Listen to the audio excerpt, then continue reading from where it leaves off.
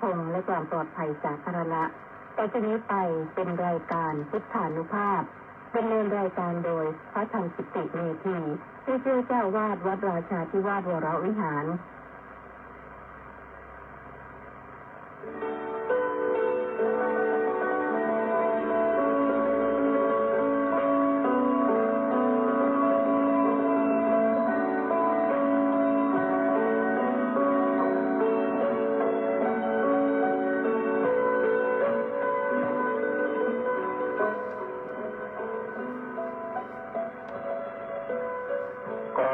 เชิญชวนมาฟังธรรมนำชีวิตขัดเกลาจิตเสริมปัญญาบารมีให้จิตใจสุขสดใสเมื่อได้ธรรมนำชีวารายการพุทธานุภาพจัดสรรให้คำบรรยายจากคำพีมีคุณค่าไม่ต้องค้น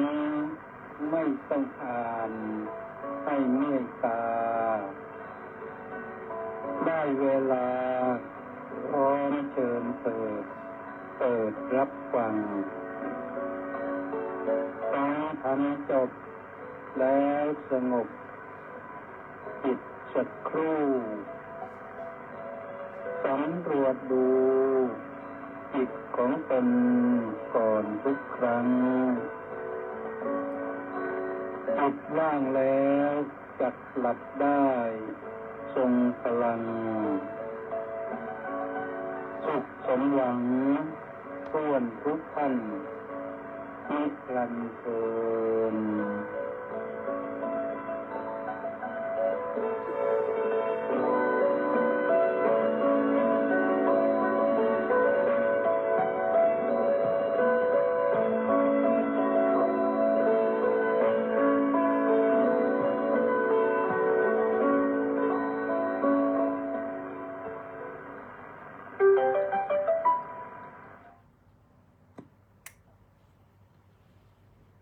อะระหัง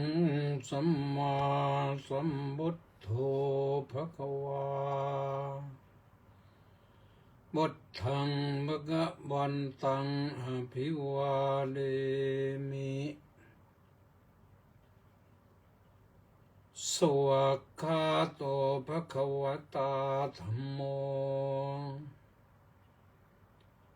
ธัมมังนัมมัสสามิสุปฏิปันโนภะคะวะโตสาวกสังโฆสังฆังนะมา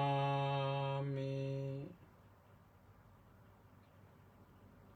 ขอถวายความนอบน้อมแด่พระรัตนตรัยขอคารวะพระเถรานุเถระเจริญสุขสวัสดีท่านสาธุชนผู้ติดตามสดับรับฟังรายการพุทธานุภาพกับพระธรรมกิติเมธีทุกท่านวันนี้รายการพุทธานุภาพก็มาพบกับท่านทั้งหลายในวันพุธที่17กันยายนพระพุทธศักราช2568แรม10ค่ำเดือน10แรม10เดือน10นี่เขาว่าทักทินเดือนปกติจะไม่ทำงานอะไรที่เป็นมงคลกันแต่ตอนนี้ก็ผ่านพ้นไปแล้วแหละวันหนึ่งนะก็คงจะไม่ต้องทำอะไรแล้วทำดีอย่างเดียวเป็นมงคลนะวันนี้ภาคเช้าก็จัดรายการสดเรื่องอาสาหาธรรมมีญาติโยมท่านผู้ใดติดตามสดับรับชมบ้างทาง Facebook นะสนทนาธรรมเขาถามมาเราตอบไป อนุมาเกษตรพืชผลเป็นผู้ถามพระธรรมกิติเมธีเป็นผู้ตอบ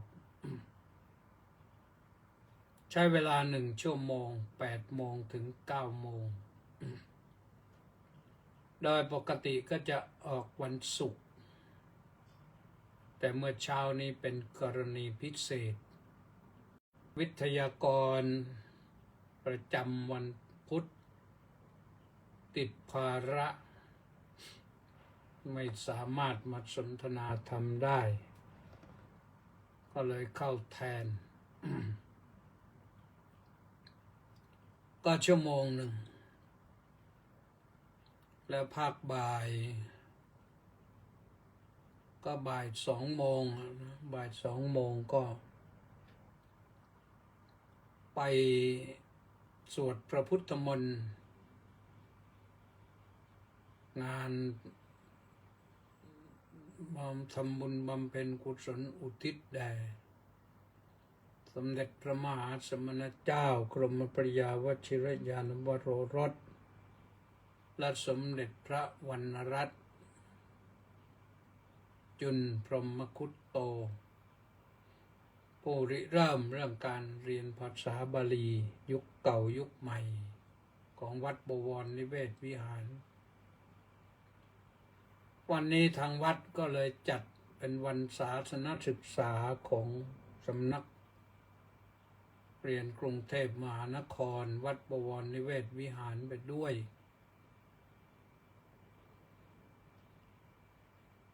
ก็มีหลวงพ่อพระพรหมวชิรากร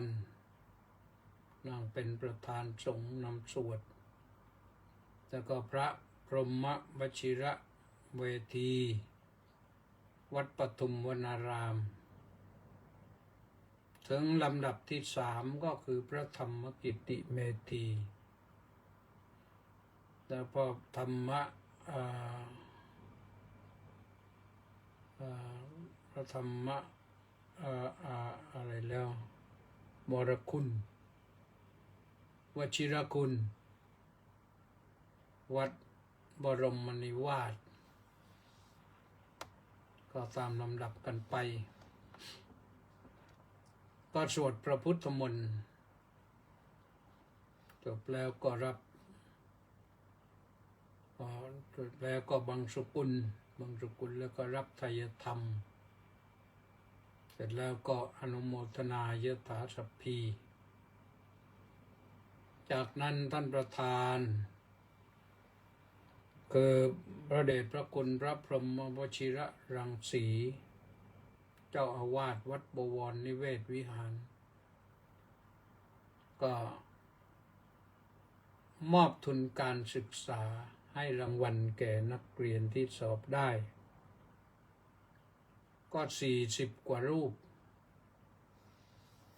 ก็ดูแล้วก็น่าชื่นใจนะทำสำเร็จเจ้าพระคุณสมเด็จก็คงจะปลื้มใจในฝีมือของลูกศิษย์ไม่น้อยเลยจนพักบ่ายเสร็จแล้วก็กลับวัดมามีคุณนิกมาสนทนาธรรมจะประมาณ1 ชั่วโมงกว่า1 ชั่วโมงกว่าแล้วก็ตกเย็นก็โบสถ์ทำวัดสวดมนต์เย็นวันนี้สวดธรรมนิยามด้วยที่วัดบวรก็สวดธรรมนิยามสูตรแต่ที่วัดได้สวด2 สูตรธรรมนิยามสูตรแล้วก็ก็มีอีกสูตรหนึ่งชื่อสูตรอะไรแล้ว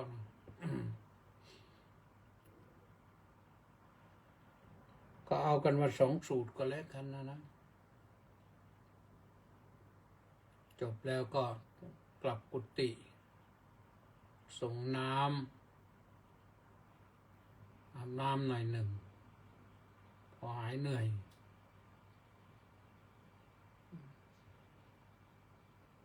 ก็หมดไปวันนึง ค่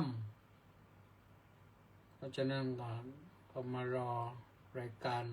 พุทธานุภาพซึ่งวันนี้ต้องขออนุโมทนากับคุณโยมแม่วิไลนะสุดใจร่วมกองบุญหนุนกองธรรมมา50 บาทวันนี้เมื่อเช้านี่ตอน9 โมงกว่าเนี่ยโอนเข้ามา9 โมง 37 นาทีก็ได้รับไปเรียบร้อยแล้วอนุโมทนาสาธุโยมนะ แล้วก็ต้องอนุโมทนากับมัคโคนาและ FC อีก705 คนออนไลน์เข้ามารอรับฟังก็อนุโมทนาสาธุนะฟังไปฟังธรรมะซึ่งตอนนี้ฟังธรรมะนี่ฟังแล้วก็ฟังเอาไปปฏิบัติไม่ใช่ฟังเฉยๆไม่ใช่ฟังลอยๆนะถ้าเอาไปปฏิบัติแล้วได้ผลนะเกิดผลเพราะว่าช่วงนี้กำลังยกเอาวิปัสสนาญาณ9มาอธิบายแต่ละข้อ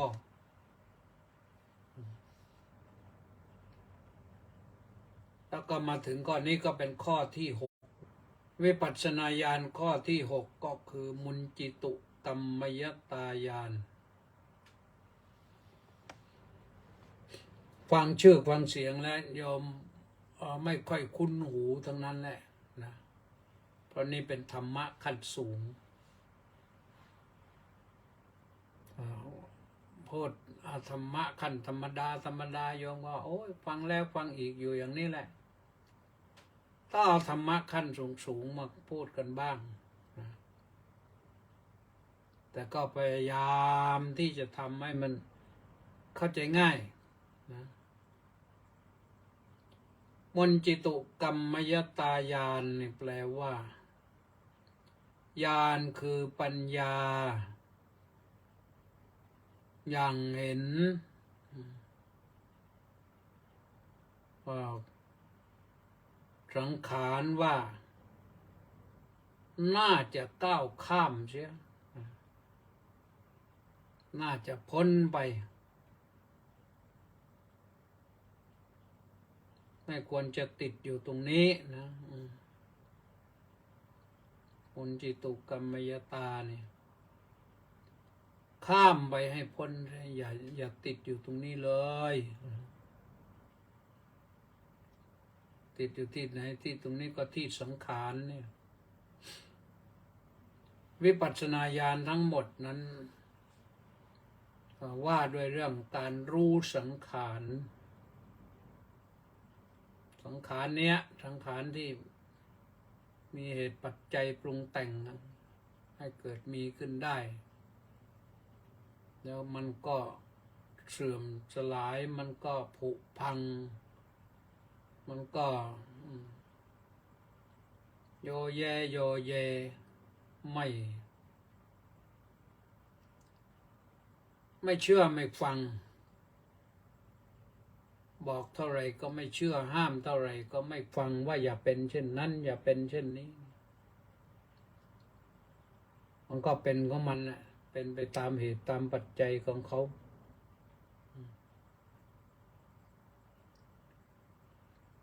ในมุนจิตุกัมมยตาญาณนี่ก็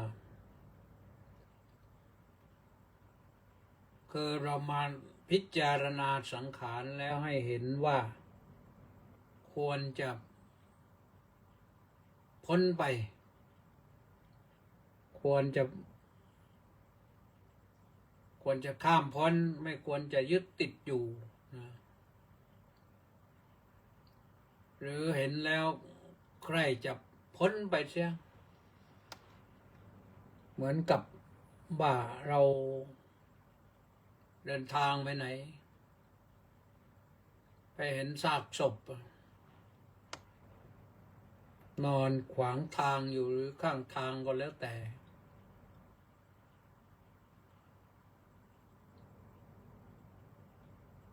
หน้าที่ในความรู้สึกของเราก็อยากจะข้ามไปให้พ้นคืออยากจะผ่านไปให้พ้นไม่ใช่ไปข้ามศพนะอยากจะผ่านไปให้พ้นเห็นแล้วไม่อยากจะดูอาจจะเกิดเพราะความกลัวอาจจะเกิดเพราะความรังเกียจเพราะว่าซากศพมันส่งกลิ่นแล้วมันพองอืดขึ้นแล้วรู้สึกว่ามันไม่ควรจะเข้าไปเกี่ยวข้องแล้วอยากจะพ้นเราไม่ควรจะไปสิเนหาอะไรในซากศพนั้นนะทีนี้ถ้าซากศพนั้นกลายเป็นเราล่ะน้อมเข้ามาถึงร่างกายของเราร่างกายของเราก็เป็นเช่นนั้นเหมือนกันตอนนี้มันยังไม่เป็นแต่ว่าสักวันหนึ่งมันก็เป็นเช่นนั้นนะเป็นเหมือนซากศพที่เราได้เห็นผ่านไปมันไม่น่าดูน่าชมอะไรเลย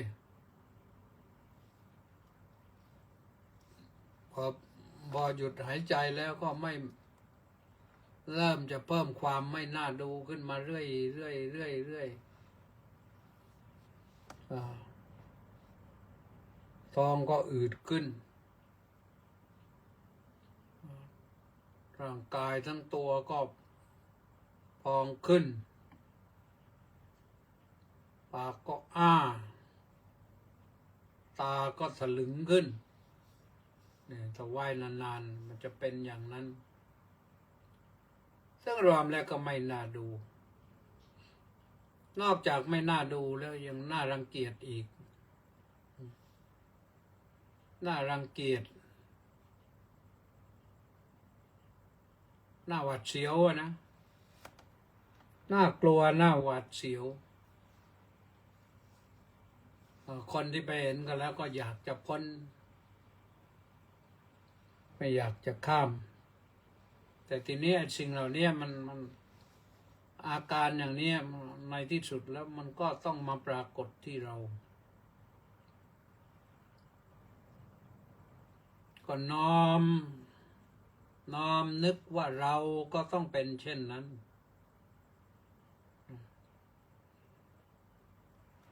ถ้าเราหนีได้เราก็หนีไปให้พ้นให้ไกลสุดไกลแต่ถ้าหนีไม่ได้นะทำอย่างไรก็ต้องจำใจนะจำใจสระอิดสระเอียนมันเป็นสิ่งที่น่ารังเกียจอีกคำหนึ่งก็ว่าน่าขยะแขยงความน่าขยะแขยงของซากศพเพราะมันเป็นสิ่งที่ปฏิกูลไม่มีอะไรให้น่าดูไม่มีอะไรให้น่าชมแล้วคนแม้ที่เราคบหาสมาคมกันมานานๆไม่ใช่คบหาอย่างเดียวถึงขนาดรักกันก็ถ้าเป็นเช่นนั้นเราก็ไม่อยากจะแตะจะต้องแล้วการพิจารณา โดยมุนจิตุกัมมยตายานก็พยายามสอดสายญาณคือปัญญาเข้าไปให้เห็นเช่นนั้นคือเห็นว่าควรจะพ้นไป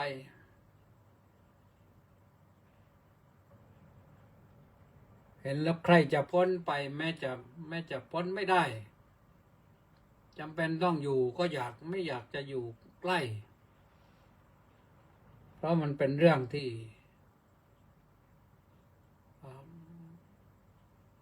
ไร้ประโยชน์แล้วไร้ประโยชน์มีสภาพที่น่าสะอิดสะเอียนน่ารังเกียจน่าขยะแขยง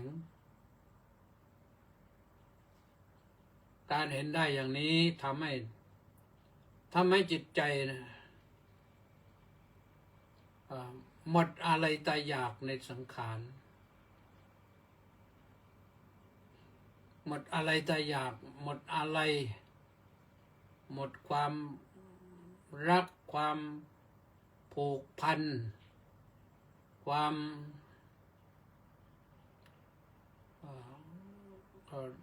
ยึดติดในสังขารที่เคยเห็นมันมาเรียบร้อยดีแต่วันนี้มันไม่ใช่แล้วจึงอยากจะพ้นไม่มีความอะไรใยดีนะเป็นมุตติอนาลโยนะมันเป็นได้นะเป็นได้ถ้าเราเห็นว่าการที่เราบริหารร่างกายบริหารขันธ์อยู่นี่มันเป็นทุกข์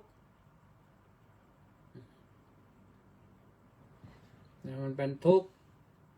เราเบื่อสังขารนี้ว่าสังขารนี้มันมีแต่ทุกข์มาให้ตั้งแต่เด็กมาก็ทุกข์มาเรื่อยมาถึงวันนี้แล้วมันก็ยังทุกข์อยู่นั่นแหละทุกข์กายทุกข์ใจ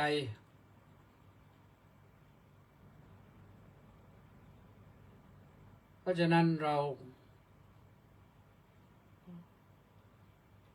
พยายามที่จะพ้นเมื่อเห็นสภาพความเป็นจริงแล้วก็พยายามที่จะพ้นใคร่ที่จะพ้นอยากจะพ้นต้องการจะพ้นจิตใจหน่ายแหนงหน่ายไม่อยากจะเป็นแล้วถ้าเห็นอย่างนี้นะถ้าเห็นอย่างนี้แล้วก็ถ้าเราใช้วิปัสสนาให้เห็นสภาพอย่างนี้เราก็จะเกิดความรู้สึกขยะแขยงร่างกายนี้ขึ้นมาได้นะทำให้เกิดความรู้สึกเอื่อมระอาไม่ปรารถนาไม่ต้องการและสังขารเนี่ย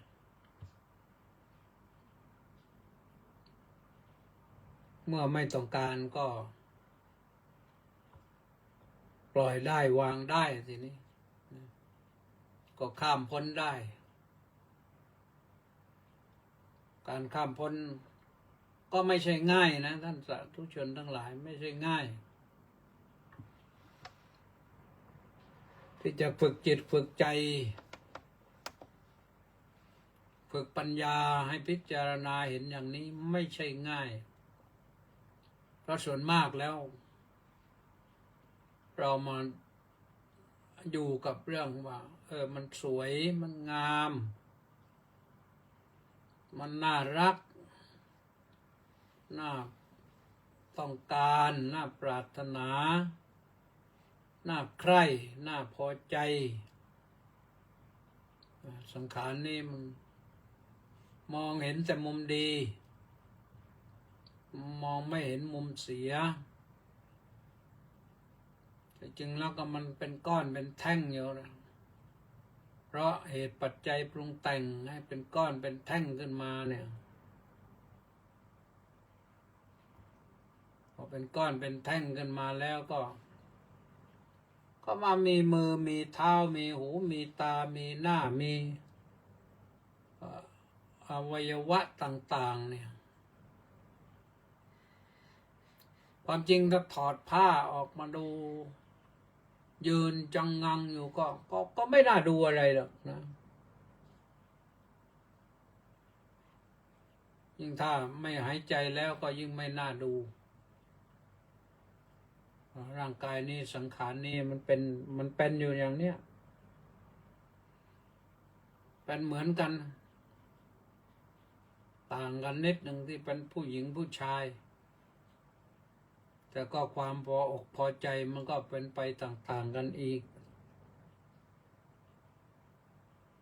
เพราะอะไรเพราะเราหลงเราไม่รู้จริงตัวโมหะมันครอบงำจิตใจคิดว่ามันดีวิเศษคิดว่ามันเลิศประเสริฐคิดว่าสวยคิดว่างามคิดว่าน่ารักน่าใคร่น่าพอใจคิดว่าน่าดูน่าชมคิดว่า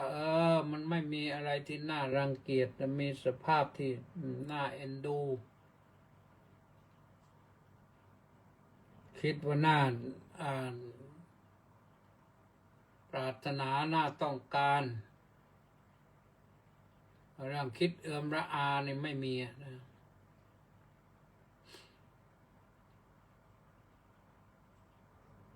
ที่จริงแล้วเนี่ย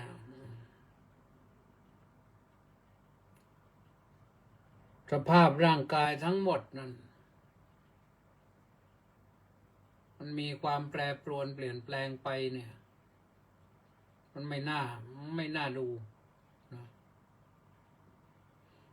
ไม่น่าดู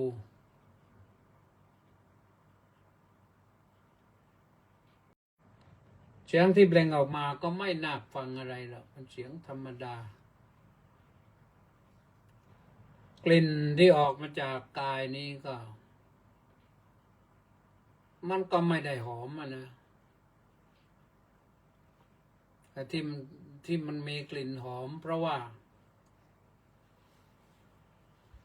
เราไปหาสิ่งอะไรมาล้าวโลมรูปไล้ให้มันหอมขึ้น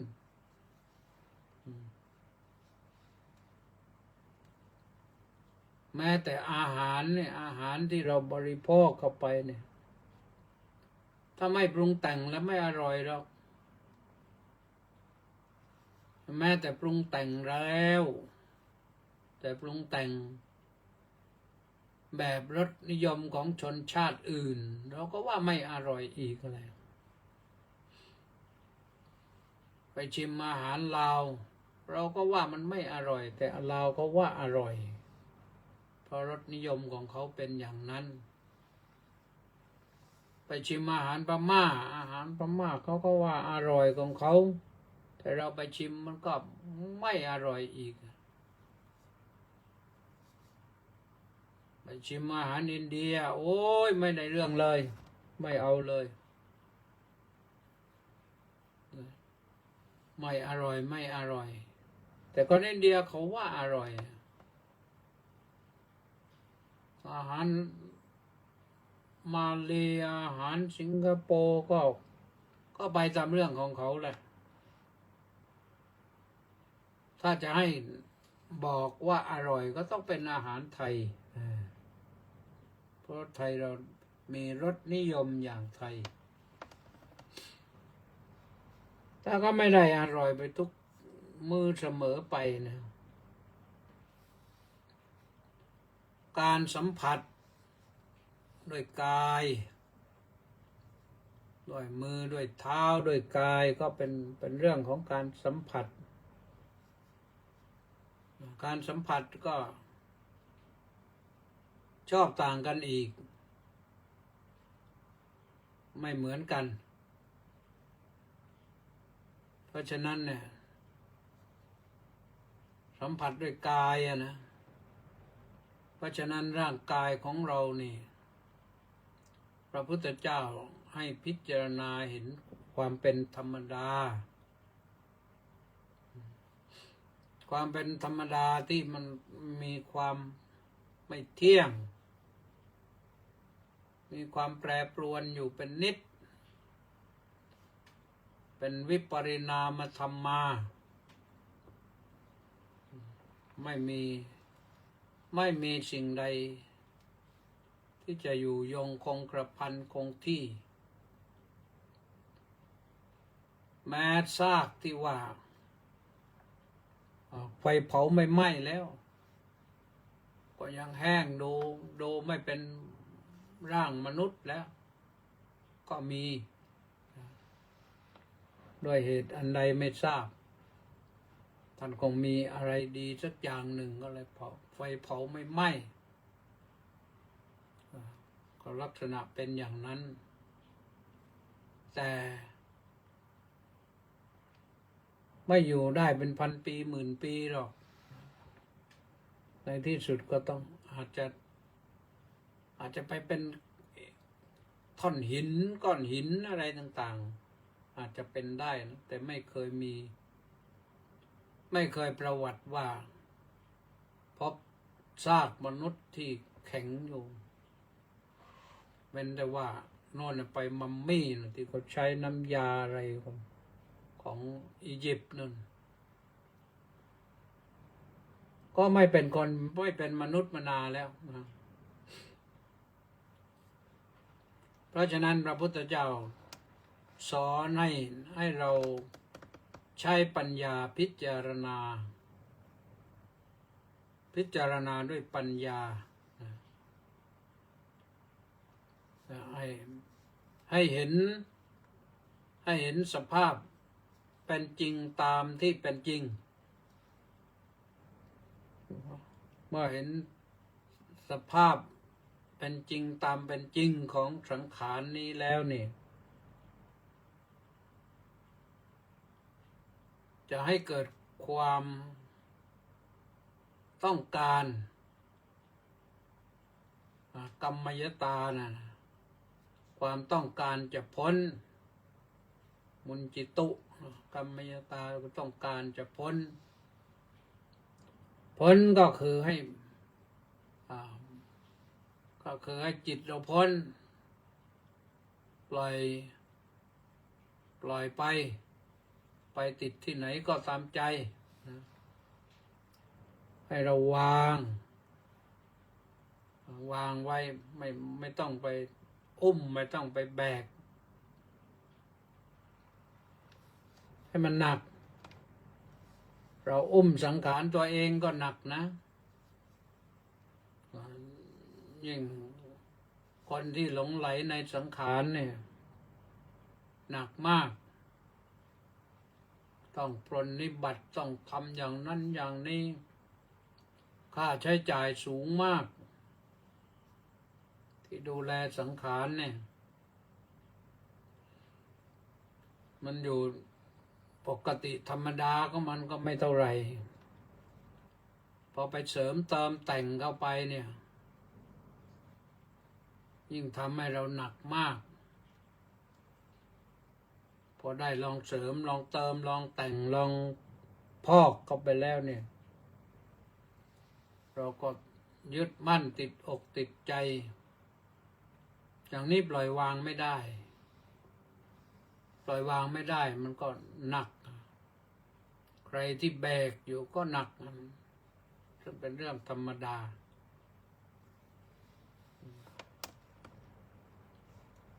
ที่เราต้องมาประคับประหงมประคับประคองประดับตกแต่งจนไม่รู้จักพอในบางท่านบางคนนะที่เราเคยเห็นเคยดูกันโอ้โหเดินเหมือนตู้ทองเคลื่อนที่อย่างนี้ หูก็ใส่จมูกก็ใส่คอก็ใส่มือก็ใส่แขนก็ใส่เท้าก็ใส่ทองทั้งนั้นเรียกว่าทองเคลื่อนที่เพื่อให้มันสวยซึ่งความจริงแล้วมันก็สวยก็สวยเรื่องของทองอ่ะที่ว่าไปยึดมั่นถือมั่นว่าทองนี่มีคุณมีค่าไม่ได้สวยที่สังขารนี่ใส่เข้าไปอย่างไรเท่าไหร่มันก็วันนี้อินเทอร์เน็ตรู้สึกวัดสะดุดบ่อยไม่เสถียรที่จริงก็มีตัวช่วยแล้วแต่ไม่รู้เป็นยังไงหรือว่าต้องตัดตัวช่วยออกใช้เน็ตอย่างเดียวก็ไม่รู้นะตัวช่วยก็คือ Wi-Fi นะเพราะฉะนั้นนะท่านสาธุชนทั้งหลายเราลองพิจารณาดูอย่างที่บอกแล้วว่าเรื่องตัววิปัสสนาญาณนั้นเป็นเรื่องของการพิจารณาเพื่อให้ลดความหนักอกหนักใจลดความยึดความติดจะให้เป็นเรื่องของการปล่อยการวางการข้ามให้พ้นต้องเจริญวิปัสสนาต้องพิจารณาสังขารซึ่งก็สังขารมันก็มีทั้งหมดเลยนะสังขารที่มีใจครองสังขารที่ไม่มีใจครองมันเป็นเหมือนกันนะแต่อาจจะมีความต่างกันบ้างที่มีใจครองก็คือเดินได้ไปไหนได้คิดได้พูดได้ทำได้สังขารที่ไม่มีใจครองเนี่ยมันทำอะไรไม่ได้แต่ที่ว่าเหมือนกันก็คือมันเกิดมีขึ้นแล้วมันต้องแปรปรวนไปแปรเปลี่ยนไปแล้วก็มันสลายไปเป็นอื่นก็เหมือนที่วิทยาศาสตร์เขาค้นพบนั่นแหละ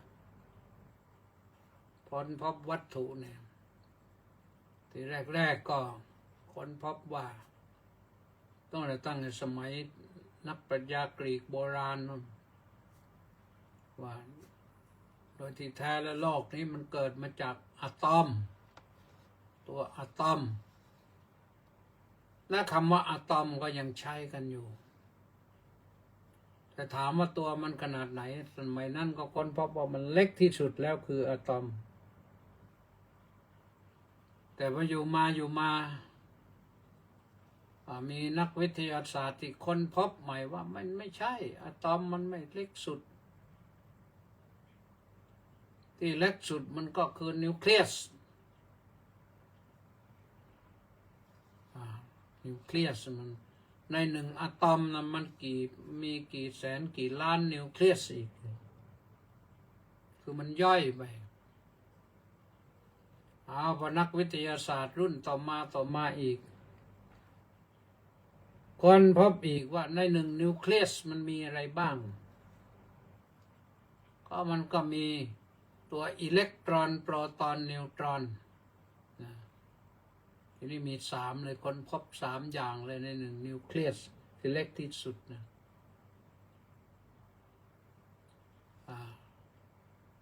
ภาษาพระพุทธเจ้าก็พระพุทธเจ้าค้นพบมาแล้วแต่ไม่ใช่ใช้ภาษากรีก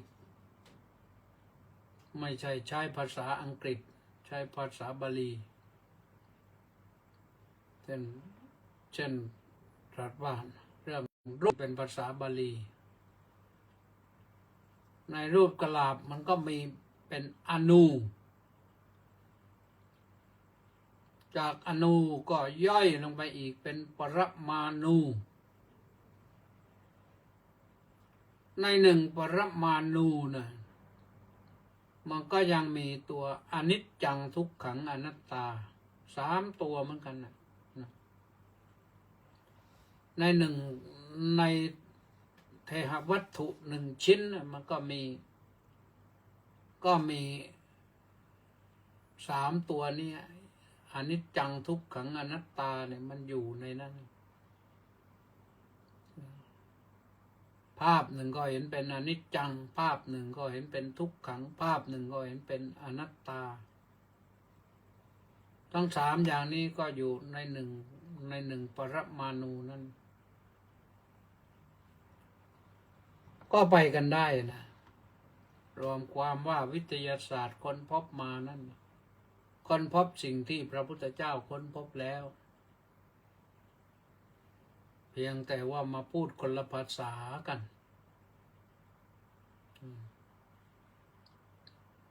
เมื่อพูดคนละภาษากันสื่อความหมายก็อาจจะต่างกันไปบ้างแต่ถ้าเราพยายามทำความเข้าใจมันก็ลักษณะเดียวกันแหละนะวิทยาศาสตร์ก็สอนให้เห็นความเป็นอย่างนี้นะแต่วิทยาศาสตร์ไม่สามารถสอนให้ปล่อยให้วางได้สอนไม่ถึงวิปัสสนาสอนไม่ถึงสภาพความเป็นอนิจจังทุกขังอนัตตานั้นก็เลยเขาได้แค่ด้านวัตถุรูปธรรมส่วนนามธรรมนี่เขาเข้าไม่ถึงวิทยาศาสตร์ยังเข้าไม่ถึงแต่ว่าของพระพุทธเจ้านี่ในมุนจิตุกรรมยตายานนี่สอนให้พิจารณาเห็นเห็นสังขารว่าเป็นสิ่งที่ไม่น่าปรารถนาให้เกิดความใคร่ที่จะพ้นไปสังขารทั้งที่ว่านั้นเป็นสังขารทั้งที่เป็นรูปธรรมทั้งที่เป็นนามธรรมนะสังขารที่เป็นรูปธรรมก็อย่างที่ว่ามาแล้วส่วนสังขารที่เป็นนามธรรมซึ่งมันก็มีอยู่มากอยู่ในภาษาอภิธรรมท่านใช้คำว่าเจตสิกที่เป็นนามธรรมนะคือเป็นสิ่งที่เกิดกับจิตซึ่งนามธรรมนั่นเป็นอะไรต่อมิอะไรก็ไม่รู้มากมายแต่พอจะประมวลได้ว่าเป็นเจตสิกคือสิ่งเหล่านั้นมันเกิดกับจิตเกิดพร้อมกับจิตดับพร้อมกับจิตนะที่พระท่านสวดพระอภิธรรมมัตตสังฆะกันนะเอกุปปาดานิโรธาจาเอกาลัมบนวัตถุกา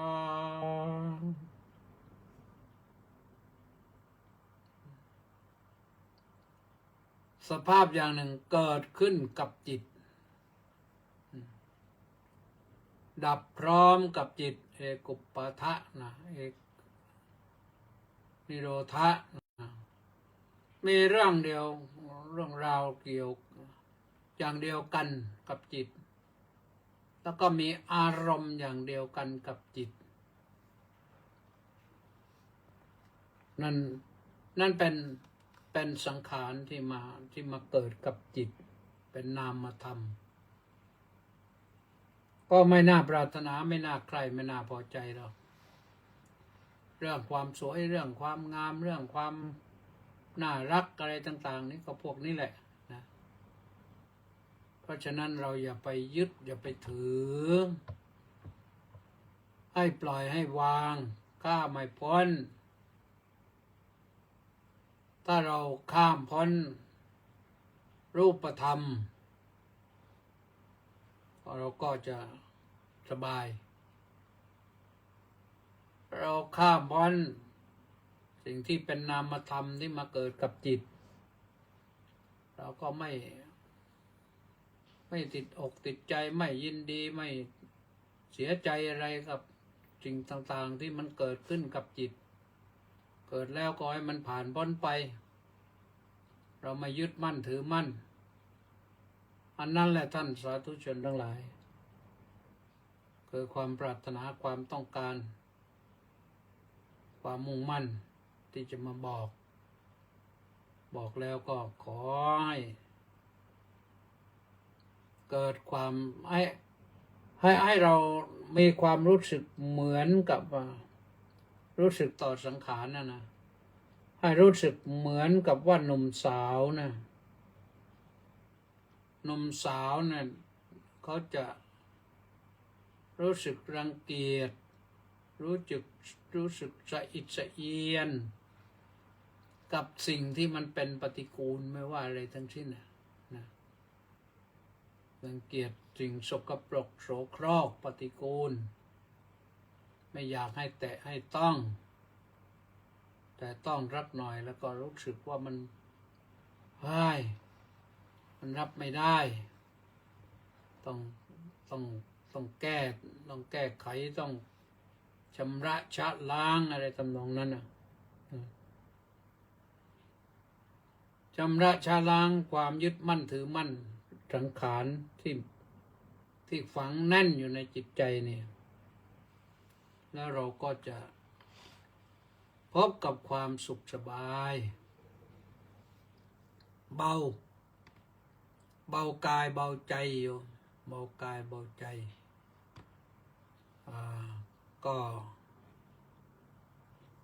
ก็เป็นอีกข้อหนึ่งนะมนจิตุกรรมยตายานเป็นญาณที่6ญาณวิปัสสนาญาณนะก็จบไว้เท่านี้ในที่สุดนี้ก็ต้องขออนุโมทนากับผู้ติดตามสดับรับฟังรับชมทุกท่านนะต่อไปก็จะได้อ่านรายชื่อเสียงเรียงนามของผู้ที่เข้ามาติดตามรับชมทางเฟซนะท่านแรกก็คือมณีแสงจันทร์สาธุสาธุเอา2ก็สุนทราภรณ์พระสุนทรวัดหัวเกาะรุ้งวัดปากพนังสาธุนะมณีแสงจันทร์บอกว่าน้อมกราบนมัสการสาธุสาธุสาธุเจ้าค่ะปิรวิทย์ระฆังทองบอกว่ากราบนมัสการพระคุณเจ้าสาธุสาธุสาธุสาธุสุมาลักษมีดวงสมสารบอกว่าน้อมกราบสาธุสาธุสาธุเจ้าค่ะสาธุยุ้ยจารุชาสาธุวิภารัตนาวารัตท่านผู้การสาธุสาธุน้อมกราบสาธุเจ้าค่ะต้าสิทธิมงคลบอกว่านมัสการสาธุครับสาธุเฉลิมชัยASเจ้าอาวาสวัดโพธิการามชุมพรน้อมกราบถวายความเคารพอย่างสูงครับสาธุแล้วก็นิพนธ์ลักษณะบิลาศน้อมกราบนมัสการพระคุณเจ้าพระคุณท่านครับสาธุสาธุสาธุสมศรีลักษณะบิลาศเพิ่งมาวันนี้น้อมกราบนมัสการสาธุสาธุสาธุเจ้าค่ะสาธุสุพรรณีวันดีสาธุสาธุสาธุว่างั้นสาธุแม่ชีสมใจสาธุสาธุสาธุเจ้าค่ะสาธุแปะนันทิการน้อมกราบนมัสการสาธุสาธุสาธุเจ้าค่ะสาธุ ชัยยุทธอินทสราชสาธุสาธุสาธุสาธุสาธุชัยยุทธอินทสราชนี่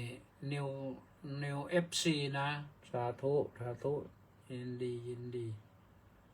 สริตพองแทสะบำรุงสาธุครับพระอาจารย์สาธุนะแล้วก็เจดาภาพเลินสุชาดากราบนมัสการพระอาจารย์ค่ะสาธุมัคโคนาโมเมกราบนมัสการสาธุที่ลำลูกกาฝนกำลังตกเจ้าค่ะโอ้เนี่ยเน็ตคลื่นไม่ปกติก็เพราะฝนนี่แหละสงสัยสายยันดินกระใสแดงกระใสกราบนมัสการครับสาธุแล้วก็ประสานเรืองดิษกราบนมัสการครับสาธุสาธุสาธุครับพร้อมสาธุว่าที่ร้อยตรีสำราญมีปลอดสาธุนมัสเตหายไปไหนจะแล้วเจสอกราบนมัสการเจ้าค่ะสาธุ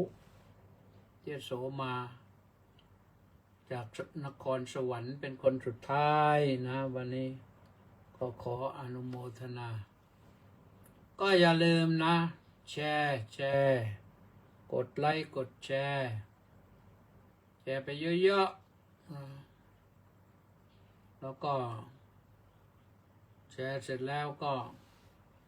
ลองสำรวจดูว่าใครยังมีอีกแชร์ไปเรื่อยๆแบ่งบุญแบ่งกุศลให้แก่กันเราแบ่งบุญไปนี่เราบุญที่เราแบ่งไปมันไม่หมดนะมันงอกงามโอ้กิมอินบุญแท่นเพิ่งมากิมอินบอกว่ากราบนมัสการเจ้าค่ะสาธุสาธุสาธุสาธุเจ้าค่ะเอาละอนุโมทนาสาธุด้วยก็รับพรนะรับพรหมดแล้วหมดเท่านี้ในที่สุดนี้ก็ขออาราธนาคุณพระศรีรัตนตรัยได้พิทักษ์ปกป้องคุ้มครองรักษาท่านสาธุชนทุกท่านทั้งพระคุณเจ้าทั้งโยมนะให้มีแต่ความสุขสบายกายใจปลอดภัยในที่ทุกสถานในการทุกเมื่อคิดประสงค์จำนงหมายสิ่งใดเป็นไปโดยชอบประกอบด้วยธรรมแล้วขอให้ประสบผลสำเร็จในสิ่งนั้นด้วยดีจงทุกประการและพรุ่งนี้ก็มาพบกันใหม่ในรายการพุทธานุภาพขอเจริญพรสวัสดี